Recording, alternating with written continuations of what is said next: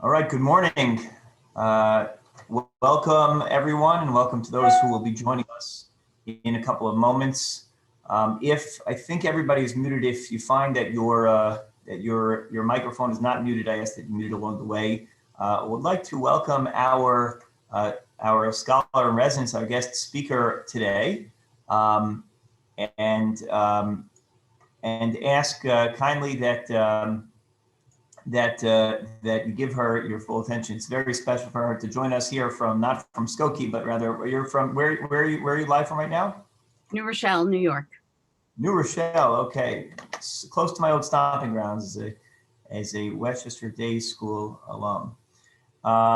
So I'm just going to tell you a little bit about our speaker, and then I will introduce her, and then she has sources and a presentation that she will share on the screen as well. Dr. Donna Fishkin is an associate professor of history at Turo's Lander College for Women and Graduate School of Jewish Studies. Donna's research focuses on Jews of the medieval Italy, and she is currently writing a book on the interplay of poetry and philosophy in the works of Emmanuel of Rome, a late medieval Jewish thinker. Donna has taught in various adult education programs in the USA and Israel, and on top of it all, she shares a special connection with us here in Skokie, Illinois. So welcome. KCT is very proud to have you. And I now turn it over to Dr. Donna Fishkin. Thank you. Thank you so much, Rabbi Gelman. This is really a very special opportunity for me to share some of my work with members of your community and other members beyond.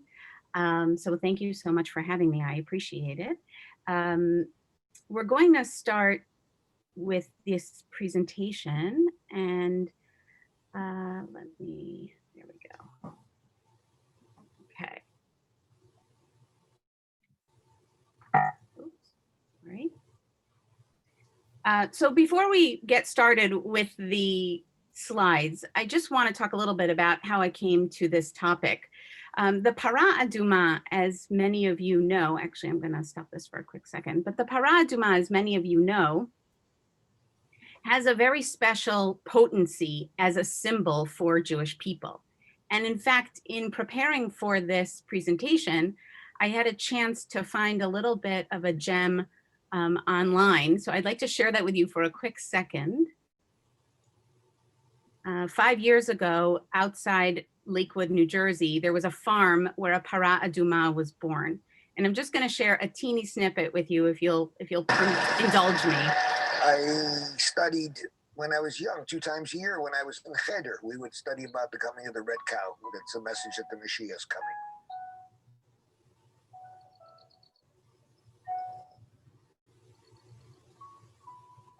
I've had 4 rabbis out here come to look at it. They examined it. They said it looked kosher. This is seemingly a Parah Aduma, which is a red cow, a red heifer, which is spoken about in the Torah. The cow has to be completely red and not have any black, not exactly any black or white hairs.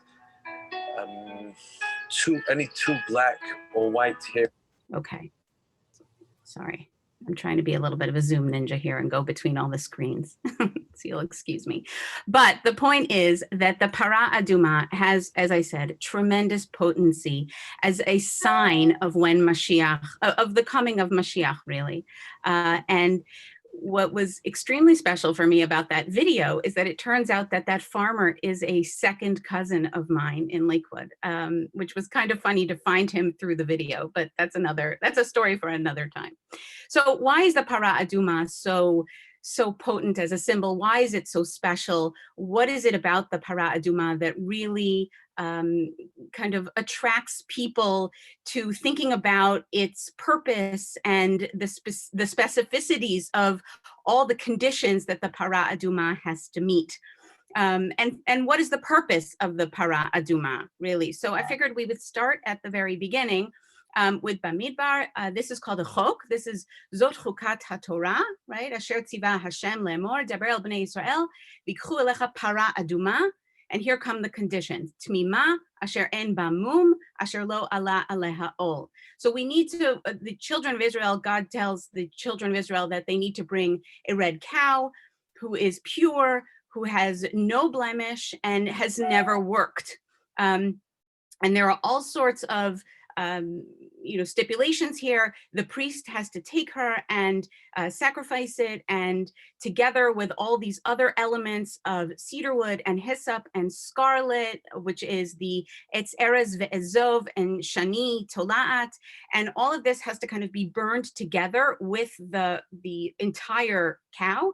And then the ashes of this cow are then sprinkled with mayim chaim, with water from a pure, from a living source, to make what's called the mei chatat, which is a kind of ashes and water mix that purifies anyone who comes in contact with a corpse.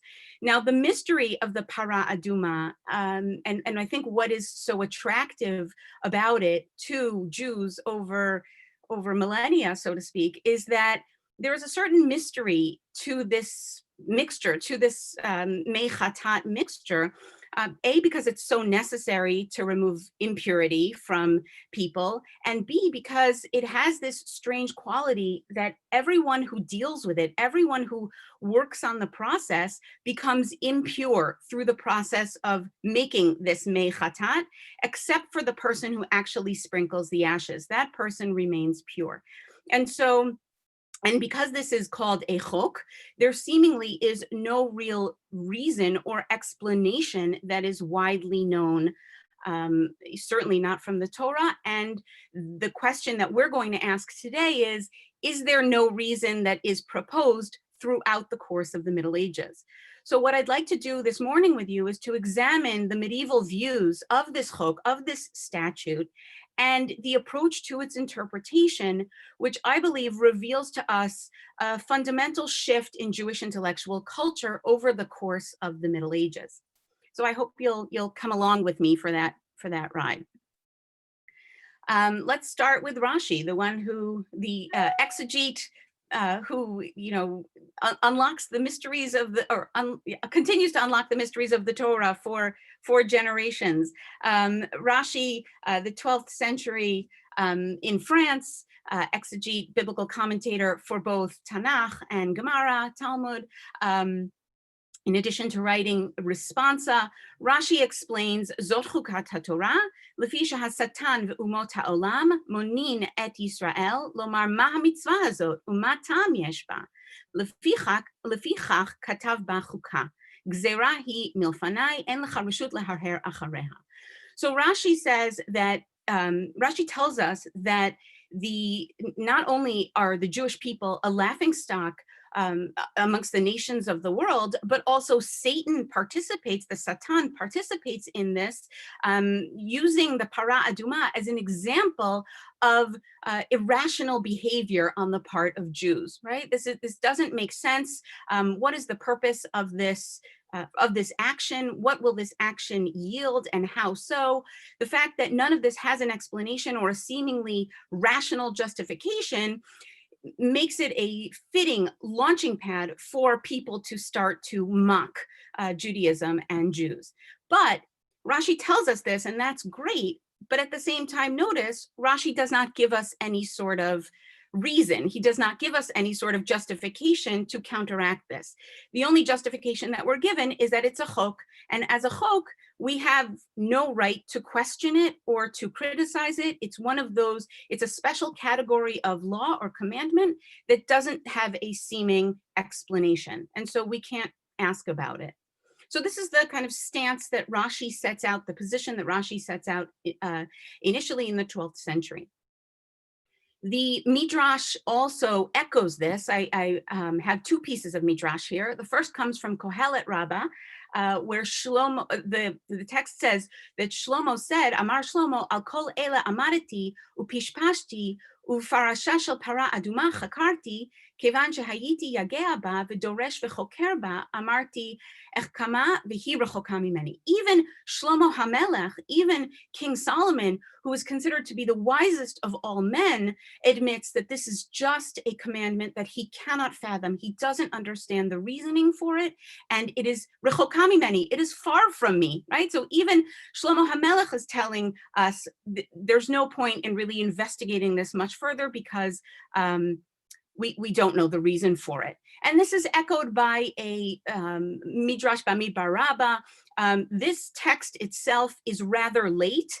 Scholars believe that it's somewhere around the 12th century because it is not, Bamidbar Rabbah is not seemingly known to Rashi or to the Aruch, which is the Talmudic dictionary that comes out of Rome in the 11th century.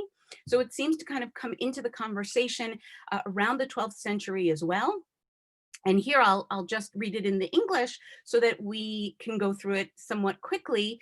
A Gentile asked Rabbi Yochanan ben Zakkai, these rituals you do, they seem like witchcraft. If you bring a heifer, burn it, crush it up, and take its ashes. If one of you is impure by the dead, 2 or 3 drops are sprinkled on him, and you declare him pure.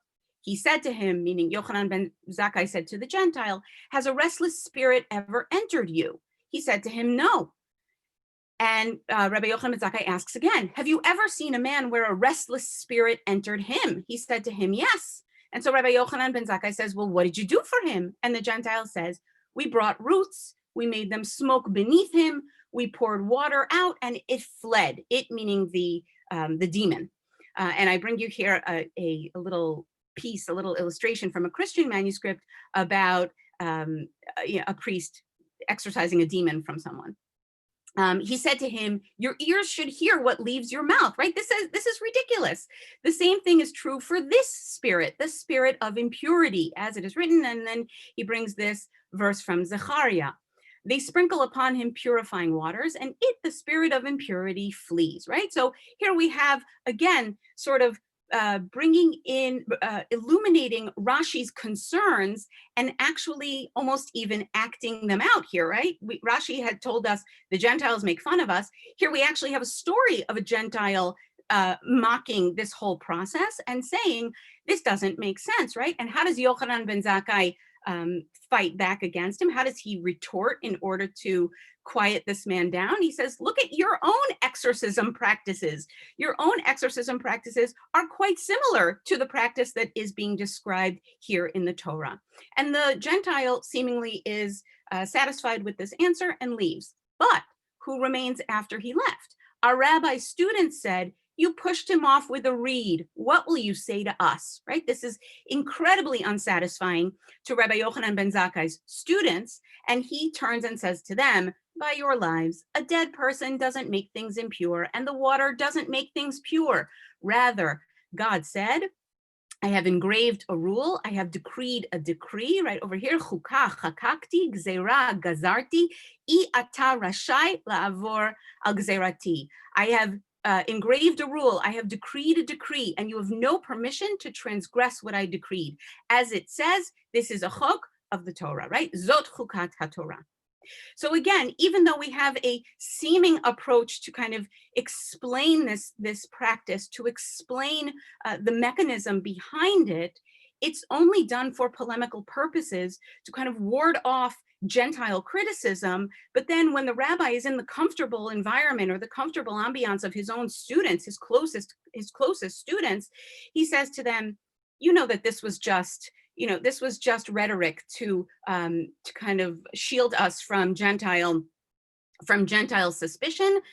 To you, I can say the truth. This is a chok, and we don't know the answer. We don't know the reason why. Okay, so throughout the 12th century, this is the kind of constant approach that Jewish commentators take, which is that the Parah Aduma is a mystery. We don't know the reasoning behind this mitzvah. We don't know the reasoning behind this ceremony. Now we get to the Rambam. Maimonides, the 12th, dies at the very beginning of the 13th century in 1204. And Rambam, the work of Rambam, and I don't have to tell you, but I'll talk about it just a little bit, that the writings of the Rambam create this very dramatic change in Jewish intellectual culture in the Middle Ages. So Rambam is not the first to introduce this concept of rationalism, or to introduce this idea that there can be harmony between what is revealed in the Torah and the kind of scientific truths that were being studied by Muslims, by Christians, and by Jews during the 12th century.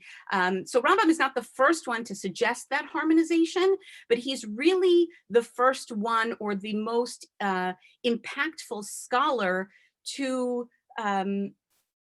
affect or to influence Jewish intellectual culture with that approach. And he does this through his monumental works, the Mishnah Torah, the Guide for the Perplexed, and through these works, both the legal work of the Mishnah Torah, the code of laws, as well as the philosophical Guide for the Perplexed, where Rambam not only seeks to explain problematic words, or words that may appear to have more than one meaning, and how those words can really relate to the philosophical theories that were current in his own time.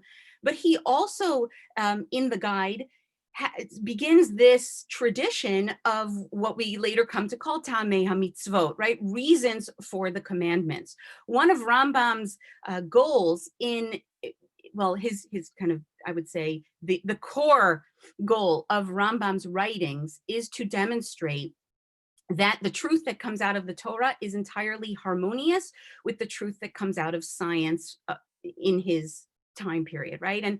And this science was science that had been developed in Greece, and then commented upon and expanded throughout the generations by Hellenistic scholars, and then taken and reinterpreted again and studied and contemplated by Muslim philosophers, and then coming back through the venue of Arabic commentaries and Arabic writings, coming back to the Rambam. So Rambam accesses the scientific materials, the scientific texts and treatises through Arabic.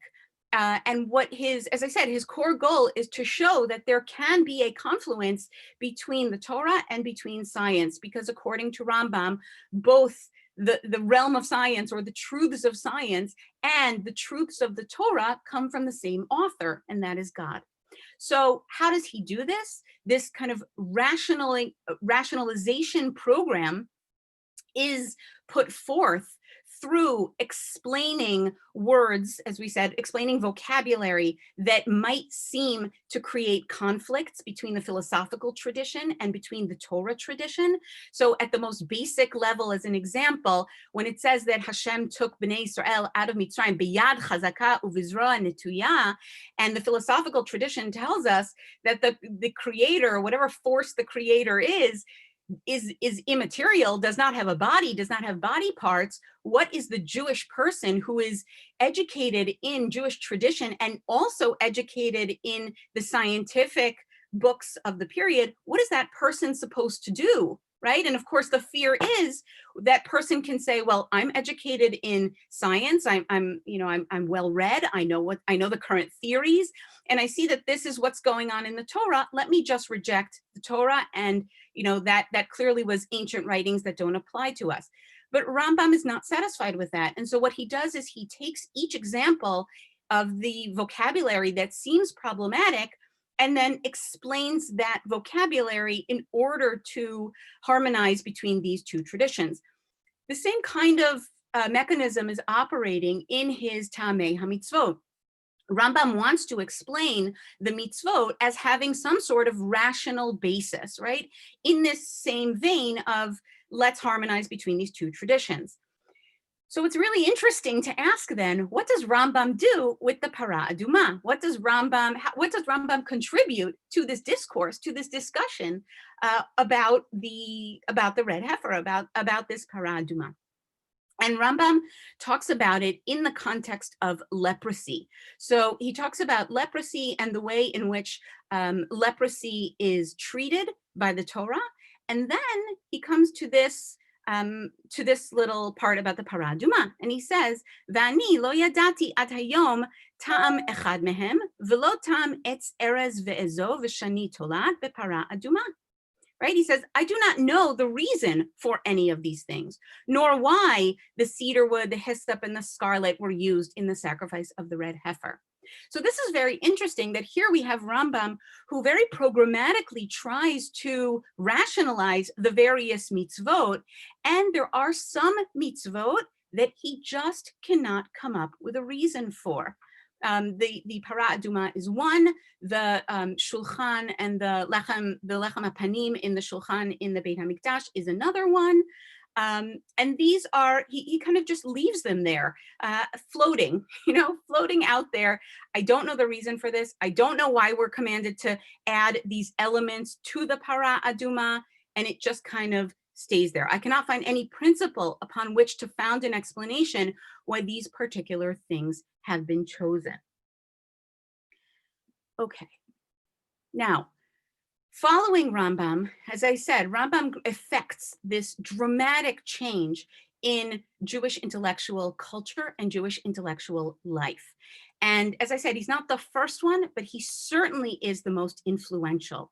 And Rambam's works, with exception of the Mishnah Torah, are all written in Judeo-Arabic, which is very confusing because it's Arabic and Hebrew letters. I don't know if any of you have had a similar situation to me. One time I opened up a book and I thought to myself, oh, this is Hebrew, I can read this, no problem. And I started to read and I realized very quickly I cannot read this.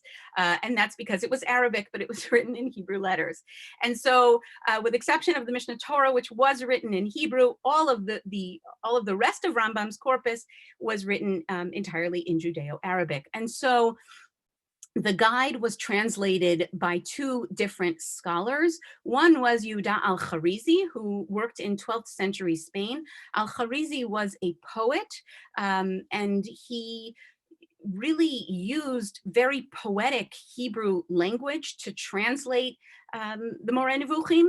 And while it is a beautiful translation, it seems that the philosophical concepts are much harder to access and to understand through this poetic language. And so more people really gravitated toward the translation that was made by Shmuel ibn Tibon.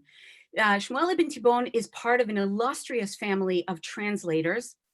His father, Judah or Yehuda ibn Tibon, this was a family that came from Spain, and with the arrival of the Almohads, who were a kind of radical Muslim tribe, well, they were a Berber tribe from North Africa who practiced a form of radical Islam. When they came to the Iberian Peninsula, to Spain, in order to fight against Christian forces who were trying to drive the Muslims out of Spain, out of the Iberian Peninsula.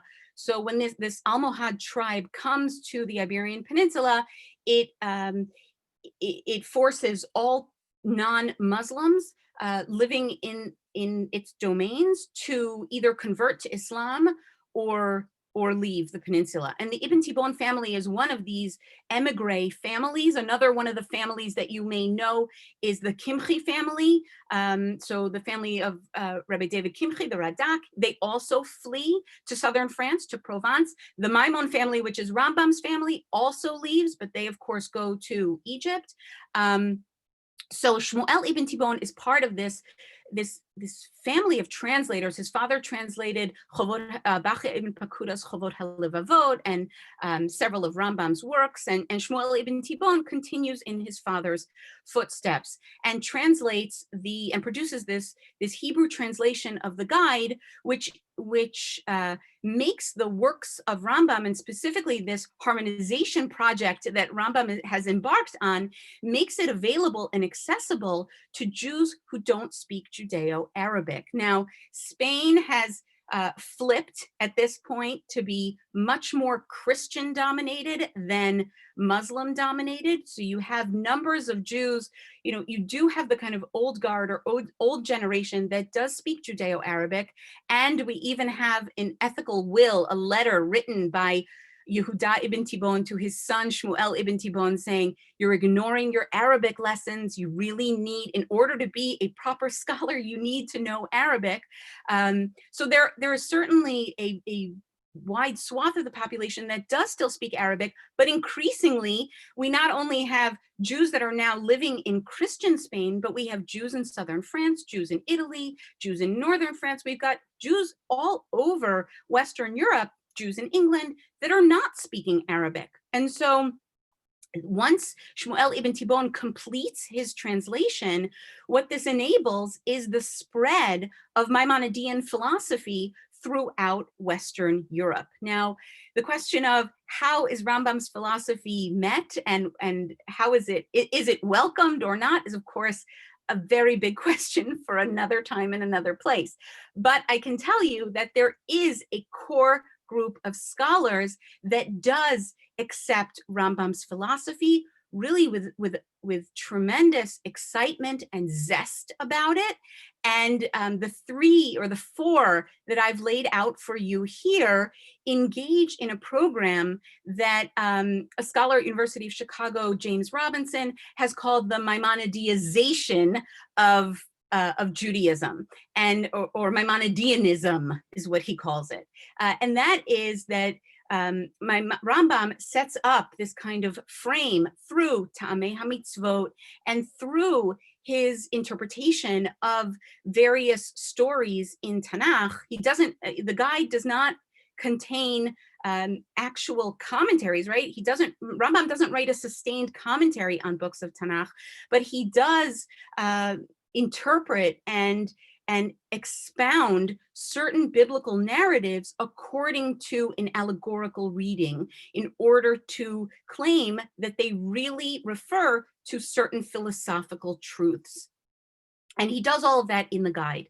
Now, it's almost as though he left that as a challenge for the next generation. And this is that next generation. Shmuel ibn Tibon really begins to write. He writes a huge commentary on the book of Kohelet. And in his commentary on Kohelet, he includes all sorts of tangential comments, digressions, which are incredibly sustained and long, about the role of science, the role of philosophy, and where it comes into the book of Kohelet, obviously reading Kohelet through allegorical eyes. Shmuel's son, Moshe ibn Tibon, will do this with Shir HaShirim. So Shir HaShirim is not just a love story between a lover and a beloved, but rather it refers to the more sublime story of the soul or the intellect's quest to unite with, the creator force, the agent intellect. And so basically what these commentators do, Menachem Ha'Meiri comments on Tehillim, on Psalms, and reads Tehillim through these kind of allegorical glasses. So what all these commentators do is they take up Rambam's charge, they take up Rambam's program that says, yes, we can harmonize between these 2 distinct bodies of knowledge or bodies of truths, and they create these sustained commentaries on books of Tanakh that show people, that lead people through that kind of allegorical reading. And Emmanuel of Rome, who's my best friend in life, with apologies to my husband and all my friends, but my best friend in life, a 14th century poet and scholar, also wrote a number of commentaries that filter the biblical narrative, the biblical text through this kind of allegorical filter. Jacob Anatoli, who is Shmuel ibn Tibon's son-in-law, starts off in Provence in southern France, but eventually takes residence in Italy. He is brought to southern Italy by the Emperor Frederick II, and he's patronized as a court scholar. He lives in the imperial court in Sicily, and he works together actually with a Christian scholar named Michael Scott. And the 2 of them work through the guide. He teaches Rambam's guide to Michael Scott. They discuss all sorts of issues that come up. And he is the author of a collection of sermons where he begins to take the Maimonidean ideas about philosophy and connect them to the various parshiot of the Torah. And we're not really sure whether these sermons were ever actually given. He's got this really beautiful introduction to his collection of sermons, the Malmad HaTalmidim, where Anatoly tells us, I tried to give these sermons in different shuls, and in some shuls I was accepted, and in some shuls I was thrown out for blasphemy.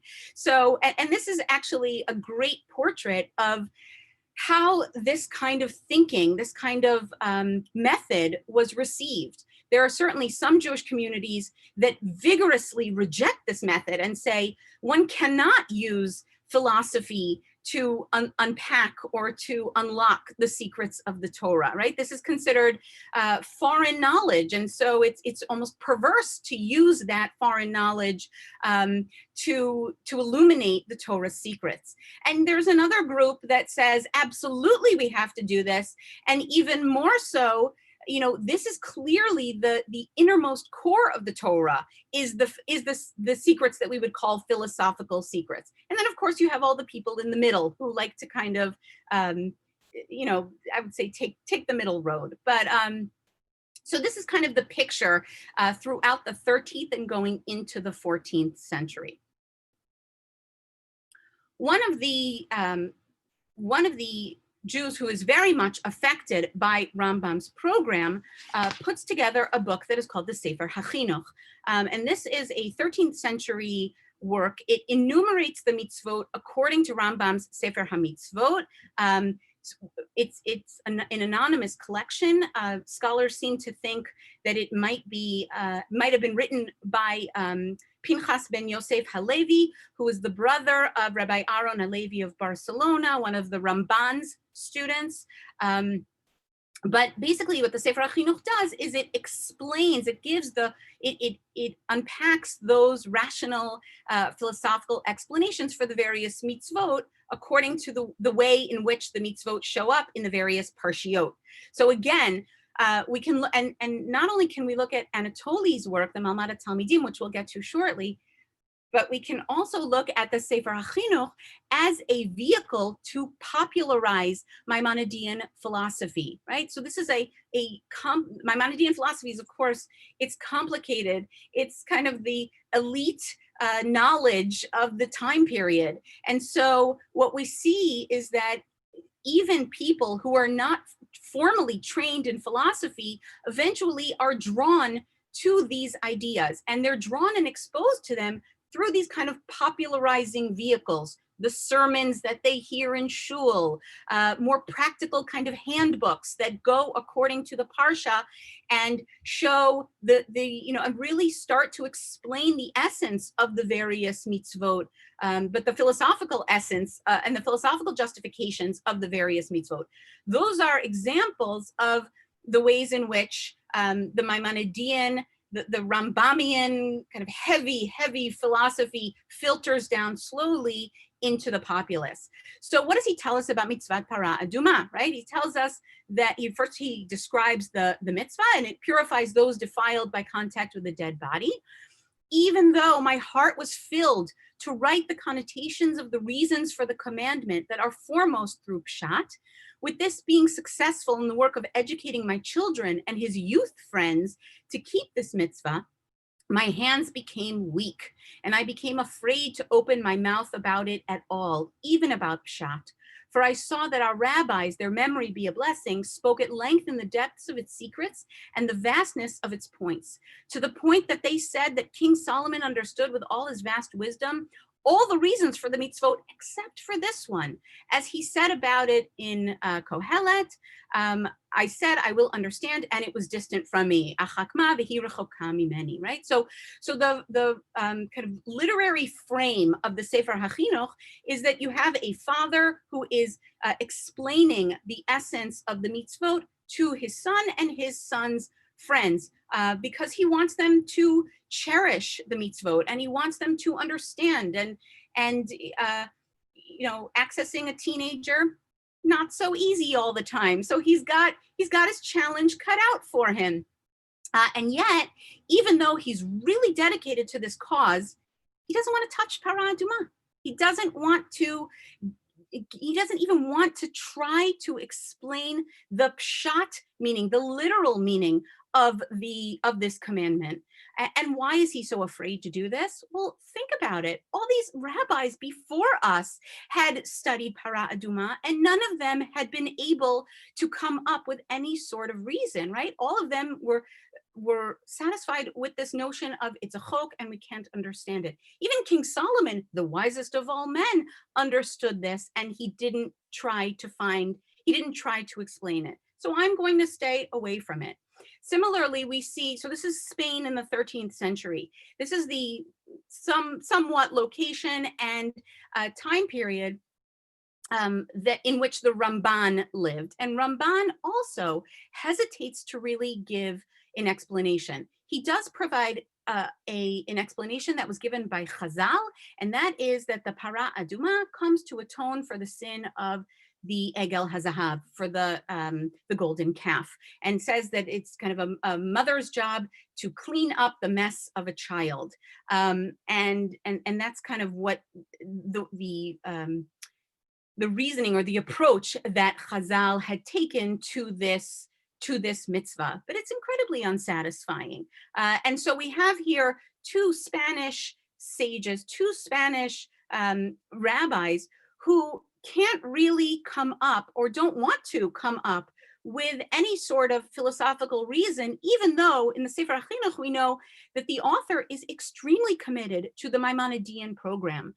The author really delves very deeply into the kind of philosophical background of each mitzvah, and yet he's not willing to do it here.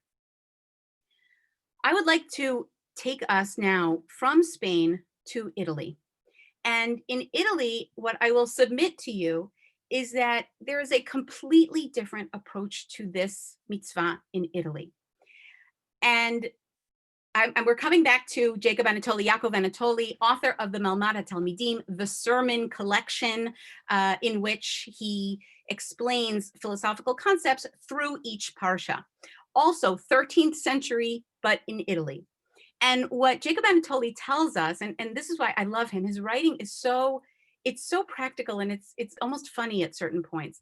He says, "Ve'en lehita'esh ve'lomar me'achar shelo matza ba ta'am mi shene'emar alav ve'yechkam mikol adam lo yimtza'ena echad min hachachamim kol sheken mi she'eno michlalam."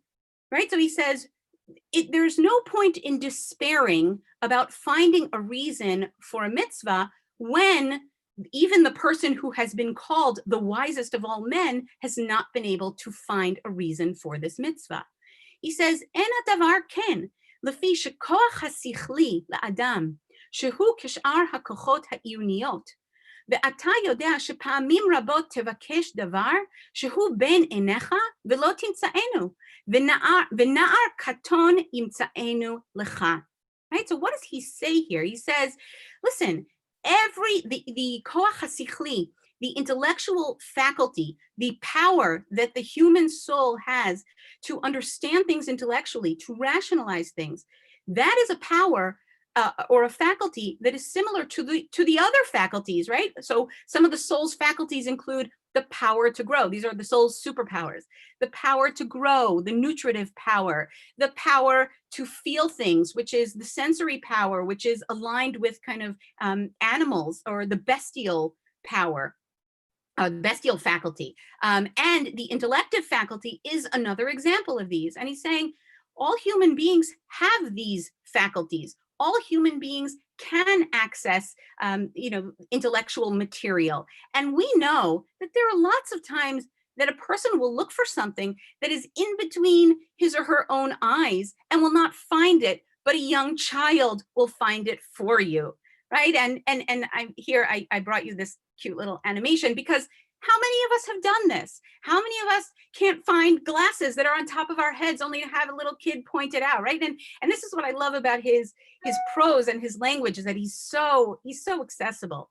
וכן פעמים רבות ימצא התלמיד הקטן מה שלא ימצא הרב הגדול, right? And what Anatoly says is, don't despair. Just because there has never been a kind of satisfactory explanation that's been given yet, doesn't mean that we should quit trying. There is a reason to keep going and keep trying to figure it out. And certainly, even if you're not someone of tremendous learning and knowledge, you can still become that. You can still develop into that and find an answer. And here we go. Anatoly gives us an answer. What does he say? He says that the Parah Aduma Tmima, Asher En Ba Mum, it is, sorry, here we go. Leha'ir, this is the bolded part, Leha'ir al ha'emunah ha'amitit, she'en shlemut ba'adam rak mitzad nafsho. אבל גופו אף כי יהיה הנאה שבמין האדם והחזק מהכל מותרו אפר ואפר כמותר הפרה הזאת. And so Anatoly tells us that this is a ceremony, this is a mitzvah that is meant to reinforce the concept that human perfection only exists in a spiritual way. Rak mitzad nafsho. The body, even though the body is the site for so much hana'ah, for so much pleasure, and it is hachazak mehakol, it is physically strong, the body ends up being afar va'efer, dust and ashes, just like this cow has ended up being dust and ashes. And v'zeh tirchak kol machshav ra'ah, מתעסק בקבורת המת, ומהרואה הכבוד הגדול הנעשה לו במותו, גם הוסיפה התורה להשליך אל תוך שריפת הפרה עץ ארז ואזוב, לחזק את זה הדעת שכל הנעשה מהיסודות אחריהם עפר ואפר. Right? And more than that, I'm going to explain to you why we throw in those elements of the cedar and the hyssop and the scarlet thread. And that is that sometimes when we bury somebody, and we want to give them kavod hamet, obviously, but sometimes there's a lot of fanfare that goes along with burying them. And sometimes we human beings get stuck on this notion that it's all about the body, and that when a person is no longer here, that is when we feel their loss the most. And we, according to Anatoly, we spend a little bit too much effort thinking about the person's death, but rather this ceremony is meant to counteract that, because it means to us that anything that is made from any of the four elements, notice how he's injecting kind of science into medieval science into his discussion of this. Anything that is made out of the four elements is destined to become dust and ashes, because ha'erez v'ha'ezov, the erez is the greatest of the trees, the cedar wood, and the ezov is the smallest of the grasses, hamina katan shebe'asavim, right? So from the greatest thing to the smallest thing in the natural world, we human beings are to remember that at the end of the day, it's not about our bodies, it's not about our sensory experiences, it's all about our souls and our intellects. Okay, now I take you to my friend, Emmanuel of Rome. Emmanuel of Rome is a fascinating guy. I hope at some point in the next years, you'll have a chance to read my book and experience him yourself. But until then, let me just leave you with this. Emmanuel of Rome was a poet. He compiled all his poems into a monumental book that's called Machberot Emmanuel, the Compositions of Emmanuel.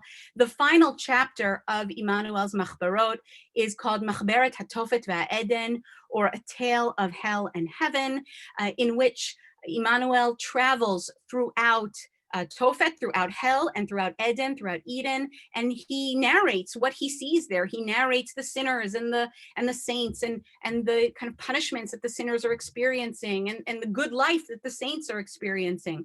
And it is very clear that this is a Hebrew or inspired by Dante's Divine Comedy, which was written in the 14th century in Italy.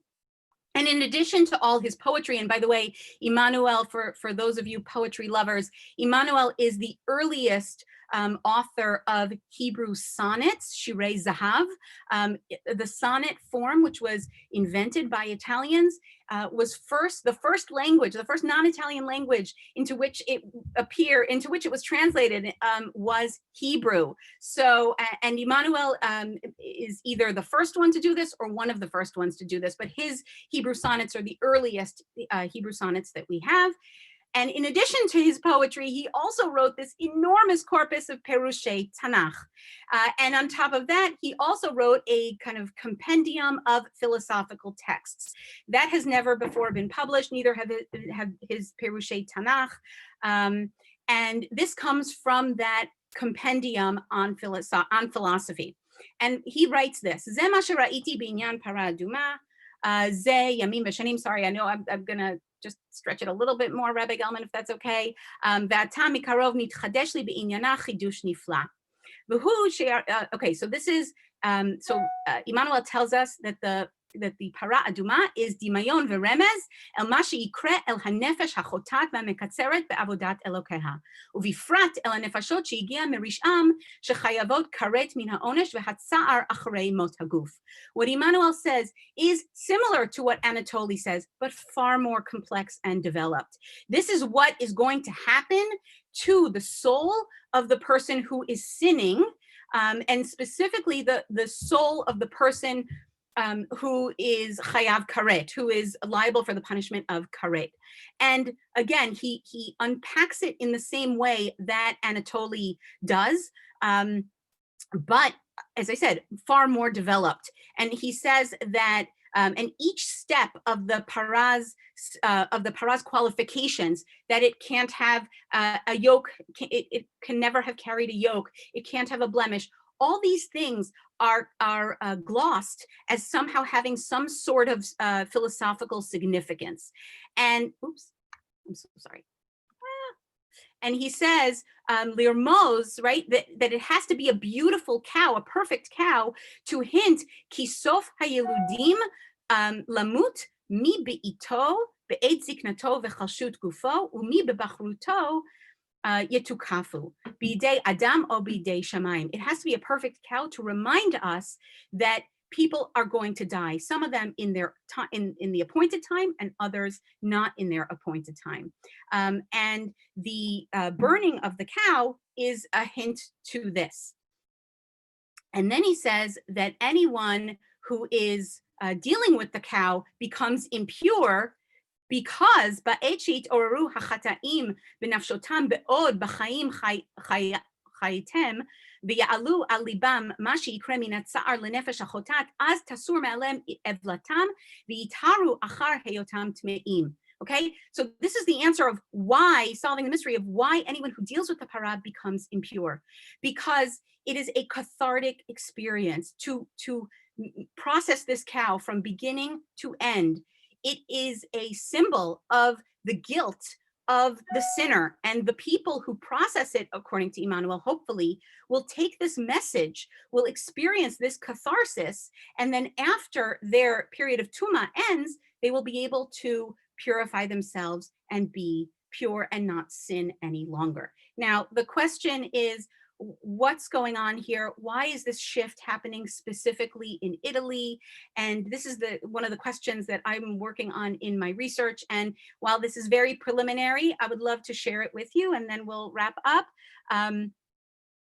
Italy in the 13th and specifically in the 14th century becomes a place where penance, Christian penance, is taken into the public square. Because of the political situation in Italy, there's a tremendous amount of violence, right? The fact that the word vendetta comes from Italy should give us a little bit of a hint as to what society was like in the medieval period, and specifically in the late medieval period, where there were all sorts of problems with the popes, and the popes actually had to leave the city for over 70 years, leave the city of Rome. So there's a tremendous amount of violence violence. And one of the ways, specifically the grassroots ways that this violence was addressed was through a push to make people penitent, to repent in the streets, or to kind of torture themselves. These are the flagellants who torture themselves in order to repent for the sins of the people.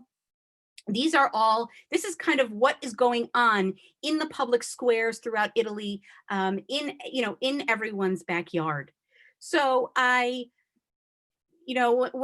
I think about this, and I think to myself, this is a dramatic change. We've gone from a place of the 12th century really seeing no attempt to explain the Parah Aduma, all the way until the 14th century, where we have a very clear and systematic explanation of the Parah Aduma that ends up in calls for penance and in an explanation that the practitioners of this mitzvah are themselves going through some sort of public penance.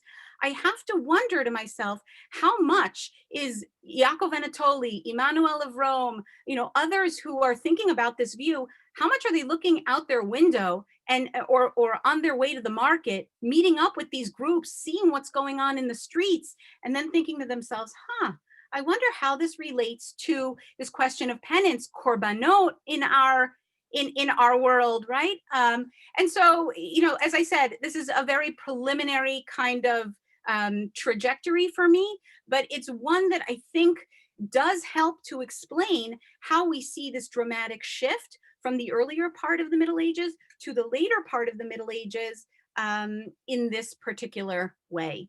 So apologies, Rabbi Gelman, for going a little bit over. If there are any questions, I'm happy to take them. Or First of all, no apologies. That was fantastic. I want to thank Dr. Donna Fishkin for what was fascinating and well-prepared presentation. We're definitely looking forward to having you back in the future. This is a great recognition. So welcome back to Skokie, first of all, at least virtually.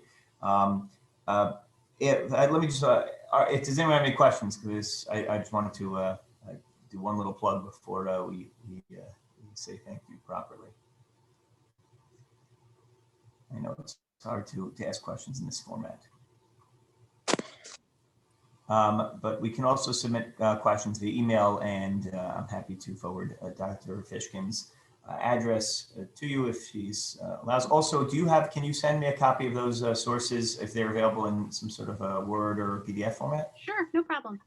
All right, great. So thank you once again, and as well as to Touro College, because I know that they were the hookup here with the yes. So thank you. And we do have, in addition to you, in our upcoming series, which I'll show you in a second, there are two other Touro affiliates who will be joining us in this Zoom series. And I'm going to, let me just see if I could share this screen. Hold on one second. Rabbi Gelman. Yes. I have a comment today, and it's amazing. You were earlier talking about this shiur today. That in the Gemara was talking about the Parah Aduma, and it's amazing. I told you. I say how it's appears in the Gemara, and also the speech for today was this. And it's amazing, and also it's incredible, because for many years I didn't understand the Parah Aduma, and I just skip it. But this year I was studying, and how incredible. And I know when I was sharing we were studying with a partner, and when I say, oh, this is amazing. And now I understand. Even Shlomo didn't understand this, because it has to be very deep. And all the background, the history that you did about the poets and everything, it's amazing thing how I can see, because in my Hebrew class, I go to Italy, I go to France, and it's amazing all the facts that you have. And it's really, I'm amazing with this shiur, and I'm so happy to learning from the doctor. And then, when we see the value of the Torah, and they are facts in history. So then you can realize and say, okay, this is a myth. This is amazing. Who is Thank you, talking Paola. about this? It is really, for me, this is a miracle. And really, Thank you, Alba. I think thank you're really you. reflecting a lot of our feelings, how grateful we are. You know, sometimes Shlomo HaMelech didn't have everything at his fingertips, but Baruch Hashem, we have Emmanuel of Rome and Dr. Fishkin, who can now open up a parsha that was otherwise kept mysterious. So thank you very much. Thank you for having me. This was wonderful. And So- I It look was an forward honor to for us. attending in person one day. Yes, Baruch Hashem. Hashem. If you look, everybody looks at their screen. Oh, did someone else have a question? I apologize. I didn't want to cut anyone off. Okay. If you look at your screen, so you will see that this is the Zoom series that we have in absence of live speakers.